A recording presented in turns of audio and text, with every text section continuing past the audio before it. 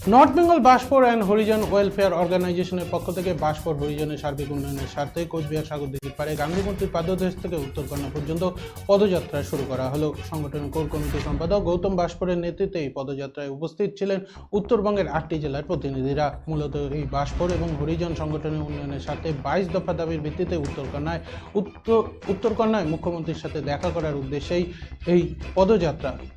এ বিষয়ে সংগঠনের কোর কমিটির সম্পাদক গৌতম বাসফোর জানান, তারা 2014 সাল থেকে বিভিন্ন সরকারি দপ্তরে আবেদন করেও তাদের দাবি সনদ পূর্ণ হয়নি। তাই অবশেষে উত্তরবঙ্গের 8টি জেলার সম্মতিক্রমে এই পদযাত্রা শুরু করা হলো।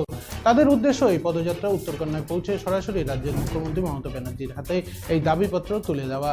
তাদের এখন দুটোই লক্ষ্য, 1 মুখ্যমন্ত্রীর হাতে দাবিপত্র তুলে দেওয়া, 2 বাসফোর হরিজনের সার্বিক উন্নয়ন।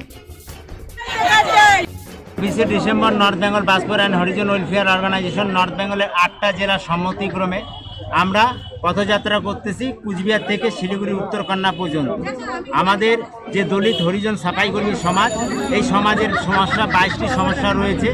এই সমস্যা সমাধানের জন্য রাজ্য সরকারের বিভিন্ন দপ্তরে 2014 সন থেকে আমরা আবেদন করে আসছি, কিন্তু কোথাও সঠিক ফলরূপ না পাওয়ার কারণে আমরা বাধ্য হয়ে এখন আমাদের মূল উদ্দেশ্য হচ্ছে মাননীয় মুখ্যমন্ত্রী মহাশয়ের সঙ্গে সাক্ষাৎ সহ আলোচনা এবং আমাদের দলিত হরিজন সাফাইকর্মী সমাজের সার্বিক উন্নয়ন। এই দুইটা সমস্যা সমাধানের জন্যই আমরা আজ এই পথযাত্রা করতেছি। এখানে আমাদের নর্থ বেঙ্গলের 8টা জেলার সম্মতিক্রমে তাদের উপস্থিতিতে সেন্ট্রাল কমিটি কুচবিহারের বাসী, দিনহাটাবাসী, ধূপগুড়িবাসী, ময়নাগুড়িবাসী, ফালাকাটা, আলিপুর সকলের সম্মতিক্রমে আমরা আজ এই পদযাত্রা শুরু করছি। আপনার নাম, আপনি কি দায়িত্বে রয়েছেন?